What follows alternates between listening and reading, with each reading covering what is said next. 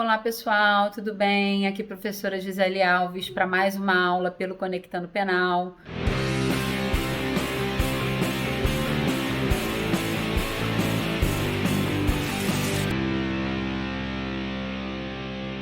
Eu agora vou continuar falando da matéria de imputabilidade. Do artigo 27, nós vamos falar da menoridade. Como eu tinha dito para vocês, o menor de 18 anos, a menoridade, é a única causa de exclusão de imputabilidade, é o único caso de inimputabilidade de natureza absoluta. Por quê? Porque eu só preciso fazer a prova biológica, eu não preciso fazer a prova psicológica, né? Diferente dos outros casos do artigo 26, que a gente já viu, e do próximo caso que a gente vai ver, do artigo 28, parágrafo 1º, em que eu preciso da prova biopsicológica, ok? Então, provou a idade através de um documento hábil a comprovar a idade dessa pessoa, né, seja certidão de nascimento, batismo ou qualquer outro documento, está aprovada a inimputabilidade do agente, sem necessidade de prova psicológica, só a prova biológica da idade. A gente encontra nos autores a explicação de que a menoridade é um caso de desenvolvimento mental incompleto, mas a gente não usa o artigo 26, apesar de ser um caso de desenvolvimento mental incompleto. E vocês vão me dizer assim,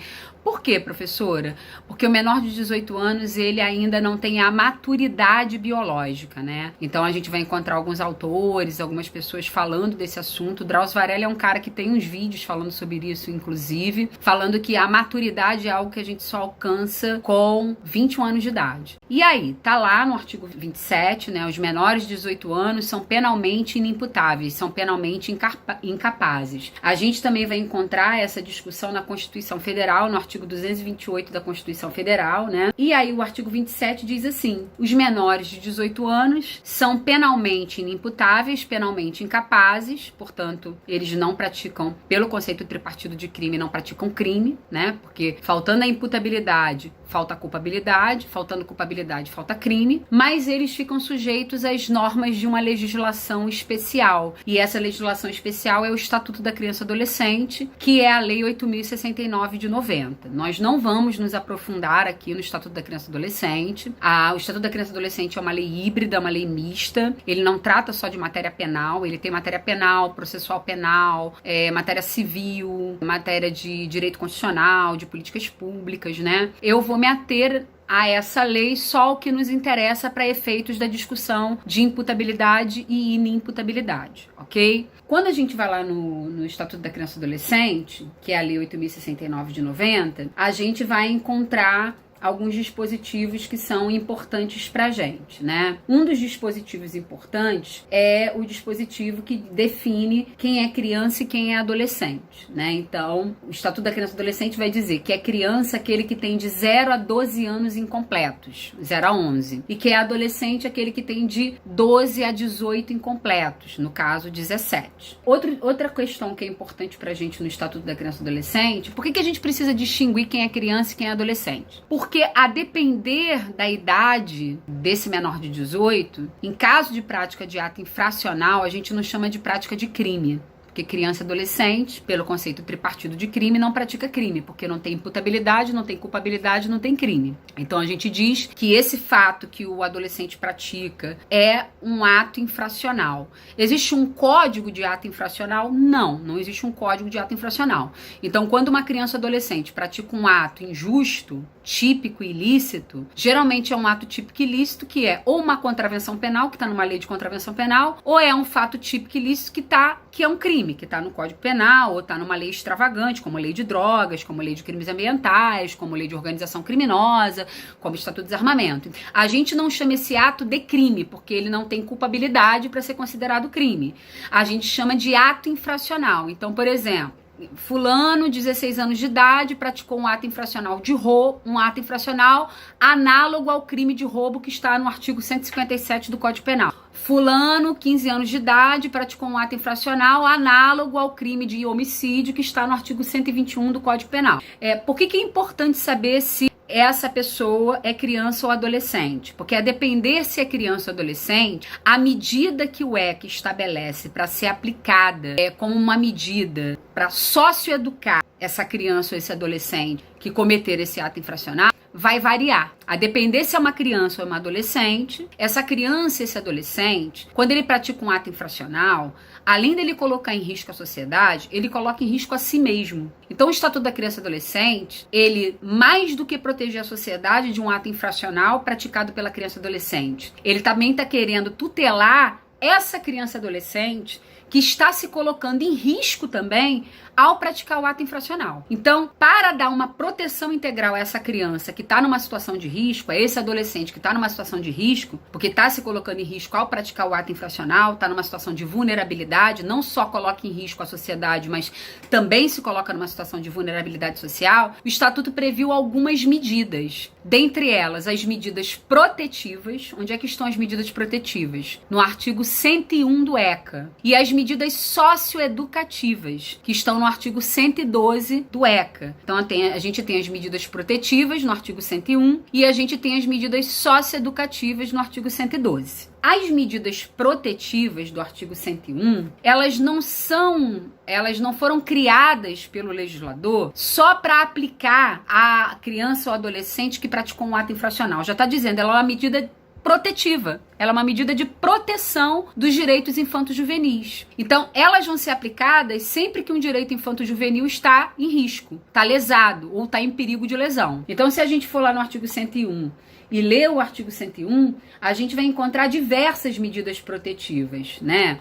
Adoção, que é colocação em família substituta, colocação em abrigo, matrícula e frequência obrigatória em escola e estabelecimento de ensino, tratamento de desintoxicação, tratamento psicológico, tratamento psiquiátrico, tem uma série de medidas de proteção. As medidas protetivas do artigo 101, elas já estão dizendo medidas de proteção dos direitos infanto-juvenis. Elas vão ser aplicadas sempre que um direito infanto-juvenil está sendo violado. Seja sendo violado pela família, sendo violado pelo Estado, pela sociedade. Tá? Então, por exemplo, uma criança está fora da escola. Ela praticou ato infracional? Não, mas ela precisa de medida protetiva, porque ela está fora da escola. Então, é possível aplicar uma medida protetiva de matrícula obrigatória e frequência obrigatória em estabelecimento de ensino. Ah, uma criança moradora de rua. Praticou ato infracional? Não, mas ela precisa de uma medida protetiva, porque ela está sem casa. Então, eu preciso colocar ela em abrigo. Então, as medidas protetivas do 101, elas são medidas de proteção sempre que um direito infanto-juvenil esteja sendo violado ou esteja em perigo, esteja em possibilidade de ser violado. Então, tanto criança como adolescente, criança 0 a 11, adolescente 12 a 17, se está diante de um direito seu, constitucional, direito esse que está tanto na Constituição como no ECA, está sendo violado, a saída é aplicar uma medida protetiva. Mas, caso uma criança 0 a 11, pratique ato infracional, qual é a medida que eu posso aplicar se uma criança praticar ato infracional? Só as medidas protetivas do 101. Então, as medidas protetivas do 101, elas são para qualquer situação de violação de direitos infanto-juvenis, seja de criança ou adolescente, e também para casos em que criança pratique ato infracional. Se uma criança de 0 a 11 praticar ato infracional, a única medida que pode ser aplicada são as medidas protetivas do artigo 101. Agora, professor, e se for um caso de ato infracional praticado por adolescente? Aí mudou tudo. Aí, se é um ato infracional praticado por adolescente, pessoas que têm de 12 a 17 anos, as medidas que serão aplicadas serão as medidas socioeducativas do artigo 112 do ECA. Dentre elas, nós temos advertência, reparação do dano, prestação de serviço à comunidade, liberdade assistida, regime de semiliberdade e internação. As medidas protetivas do 101, elas podem ser aplicadas em caso de violação de direitos infanto-juvenis pelo Conselho Tutelar. Em caso de ato infracional, como exige um processo com contraditório, com ampla defesa, tem que ser o juiz da infância e juventude. Mas no caso de violação de direitos, o Conselho Tutelar. No caso de ato infracional de adolescentes, quem aplica a medida socioeducativa é o juiz da infância e juventude,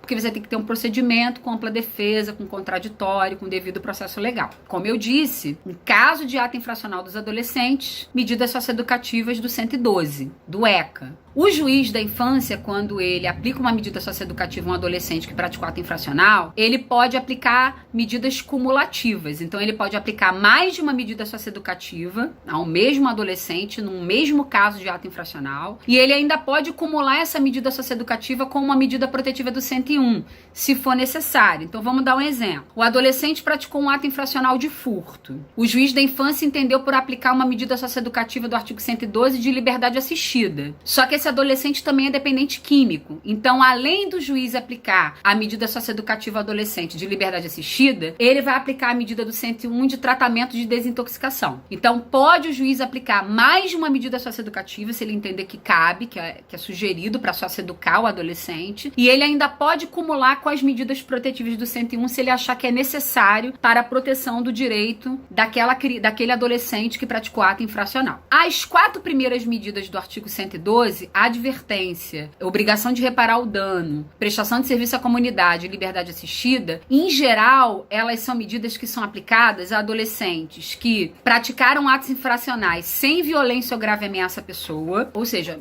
furto é um ato infracional sem violência ou grave ameaça à pessoa, injúria, calúnia, difamação, enfim, dano, qualquer ato infracional que não tem violência ou grave ameaça à pessoa. Também é aplicada essas 4 primeiras medidas quando o ato infracional do adolescente, quando o adolescente ele não é reincidente em atos infracionais, tá? A obrigação de reparar o dano pressupõe um ato infracional que teve dano a ser reparado. Então, vai envolver também aí o responsável. O tráfico de drogas, durante muito tempo, apesar de ser um ato infracional que não tem violência ou grave ameaça à pessoa, durante um tempo os juízes da infância e juventude tendiam a não aplicar uma dessas 4 medidas. Hoje em dia a gente já tem muitas decisões no sentido de que se é o primeiro ato infracional do adolescente, se ele não é reincidente em ato infracional, pode-se aplicar uma dessas 4 primeiras medidas em caso de ato infracional. Liberdade assistida, prestação de serviço à comunidade, porque é um ato infracional sem violência ou grave ameaça à pessoa e ele não é reincidente desse ato infracional. A gente tem o regime de semiliberdade e a internação. O regime de semiliberdade, em geral, ele é usado como uma passagem da internação, que é uma medida detentiva, para a liberdade. Tá? Então, primeiro eu vou falar da internação. Mas antes de falar da internação, a advertência está no artigo 115 do ECA. A advertência é uma repreensão, uma bronca. A obrigação de reparar o dano está no 116 do ECA, pressupõe um ressarcimento de um dano, de um prejuízo patrimonial à vítima. A prestação de serviço à comunidade está no 117 do ECA, pressupõe realização de tarefas gratuitas, de interesse geral, junto a entidades assistenciais como hospitais, escolas. Tem até adolescentes que prestam serviço à comunidade dentro da própria justiça. Né? Às vezes a gente vai lá no juizado da infância e juventude e vê uns adolescentes levando cafezinho, carregando carrinho de processo. Muitas vezes eles estão em prestação de serviço à comunidade dentro da própria justiça. Geralmente o prazo máximo de prestação de serviço à comunidade é de 6 meses. Compreende a 8 horas de prestação de serviço à comunidade ao dia. Geralmente ele escolhe-se um dia na semana que o adolescente pratique essa prestação de serviço, 8 horas por dia. Essa prestação de serviço à comunidade não pode comprometer o ensino, o estudo desse adolescente. A liberdade assistida está no artigo 118 do ECA. Ela geralmente é por um prazo mínimo de 6 meses. O adolescente ele se apresenta na justiça para informar as atividades dele, se ele está estudando, mostrar a carteira de presença da escola. Pode ter visita de profissionais da justiça à casa do adolescente, à escola do adolescente para ver se ele está comparecendo, tá? E a internação? A internação, ela tá lá no 121. A internação é uma medida detentiva. Ela é regida pelo princípio da brevidade e pela excepcionalidade. Ela tem que ser uma medida excepcional, só é aplicada em último caso, e ela tem que ser aplicada da maneira mais breve possível, respeitando sempre a condição peculiar do adolescente, que é uma pessoa em desenvolvimento. No artigo 122 do ECA, a gente encontra os casos que a lei estabelece que cabe internação. Tá lá. A medida de internação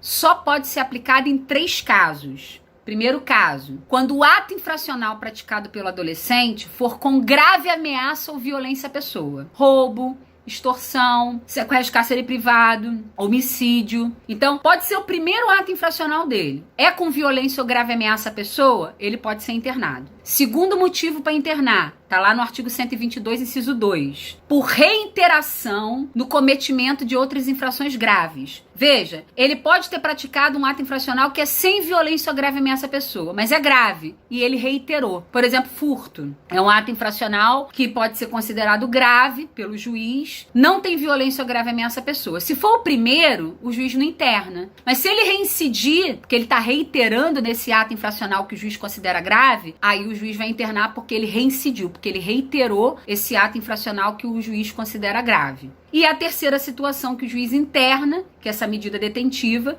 internação como, por exemplo, internar no Padre Severino, né, que é um estabelecimento de internação, de medida detentiva, é como se fosse uma medida que priva o adolescente da liberdade. Isso é internação. E a terceira situação é quando ele recebeu uma outra medida menos grave, uma medida socioeducativa, como, por exemplo, prestação de serviço à comunidade, como, por exemplo, limitação de fim de semana. E ele descumpriu essa medida. Descumpriu reiteradamente e injustificadamente. Então, eu posso internar se ele recebeu outra medida e descumpriu essa medida repetidamente, reiteradamente e injustificadamente. Porque às vezes ele pode ter uma justificativa, tá doente, tá internado, tá claro? Então, esses são os 3 motivos para internar. Quando a gente pega ali os parágrafos do artigo 122, a gente vai olhar os parágrafos do artigo 122, olhem lá, a internação pega o 121, o 122, o 123, deem uma olhada nos parágrafos também. Parágrafo 1º do 122, parágrafo 2º do 122, vai olhando os parágrafos, parágrafo 3º, parágrafo 4º. O que a gente vê? Que, em geral, eu interno por um prazo mínimo de 6 meses e o prazo máximo é 3 anos. Prazo mínimo 6, prazo máximo 3. Mas atenção, o 122, parágrafo 1º diz o seguinte: o prazo de internação na hipótese do inciso 3 do artigo 122 não pode superar 3 meses. Então, o que ele está me dizendo? Aquele caso da internação, que é quando o adolescente descumpre uma outra medida reiteradamente, injustificadamente, quando ele descumpre uma outra medida reiteradamente, injustificadamente, ele pode ser internado? Sai dessa outra medida e pode ser internado? Pode. Mas qual vai ser o prazo máximo da internação aí? 3 meses. Então ele estava em liberdade assistida, em prestação de serviço à comunidade. Ele descumpriu reiteradamente e justificadamente. Eu tiro ele da prestação de serviço à comunidade, eu tiro ele da liberdade assistida e interno. Quanto tempo ele vai poder ficar internado? 3 meses. E aí? E aí, ele depois é liberado? Ele pode ser ou liberado, ou o juiz da infância pode trazer ele de novo para a mesma medida, para colocar ele de novo nessa mesma medida, porque entende que ele ainda não está socioeducado suficientemente e vai colocar ele nessa outra medida de novo. Uma outra coisa que é falada e que é importante falar é que as medidas socioeducativas só podem ser executadas até os 21 anos de idade. Então vamos dizer que faltava um dia para eu completar 18 anos de idade. Eu fui pego num ato infracional. Eu vou ser julgado lá na Justiça da Infância e Juventude, vai ser aplicada uma medida socioeducativa. Eu posso ficar nessa medida socioeducativa por quanto tempo? Até os 21 anos de idade. Professora, eu tô internado, você falou que o prazo mínimo em geral é 6 meses, aí depois esse prazo é avaliado. O adolescente está ali 6 meses internado. Ele só se educou? Ainda não. Pode reiterar mais 6 meses de internação? Pode. Aí vai reiterando. Qual o prazo máximo? 3 anos. Alcançou esses 3 anos, ele tem que sair da internação. E aí, professora? Saindo da internação, ele tem que ser liberado? Não. Está lá nos parágrafos 121, dei uma lida, 122, 123, tá? Que alcançou o prazo máximo de 3 anos de internação. O adolescente não pode continuar internado, porque o prazo máximo era 3 anos. Mas o ECA estabelece que ele pode ser colocado ou em regime de semiliberdade ou em liberdade assistida até completar 21 anos de idade. Então não quer dizer que porque completou 3 anos de internação, o adolescente tem que ser liberado da medida socioeducativa. Se o juiz da infância entender que ele ainda não está socioeducado, o juiz da infância e juventude pode manter ele em medida socioeducativa. Em quais medidas socioeducativas? Ou em regime de semiliberdade, ou em liberdade assistida, até 21 anos de idade. Aí, com 21 anos de idade, realmente, ele tem que ser liberado compulsoriamente das medidas socioeducativas. Dei uma boa lida nessa parte do artigo 27, do ECA, do artigo 121, 122, os parágrafos do 122 que fala do 121 121 e do 122 que falam de tudo isso. Isso é muito importante. O regime de semiliberdade, como eu disse, ele é meio que uma passagem da internação para a liberdade. Então, em geral, antes do juiz desinternar o adolescente e colocar ele em liberdade, ele geralmente coloca o adolescente no regime de semiliberdade por um período para, sim, passar para o regime para a liberdade total. O regime de semiliberdade vocês podem encontrar no artigo 120 do ECA. Ele tem, inclusive, possibilidade de você estar detido, mas poder sair para fazer atividades familiares e atividades sociais, ok? Dei uma boa lida nesses artigos aí do ECA no que se refere à medida socioeducativa 121, 122, 123 e seguintes. Ok? Um abraço, até a próxima aula. Eu vou terminar na próxima aula o ponto de imputabilidade e inimputabilidade falando de embriaguez acidental e completa. Ok? Tchau, tchau.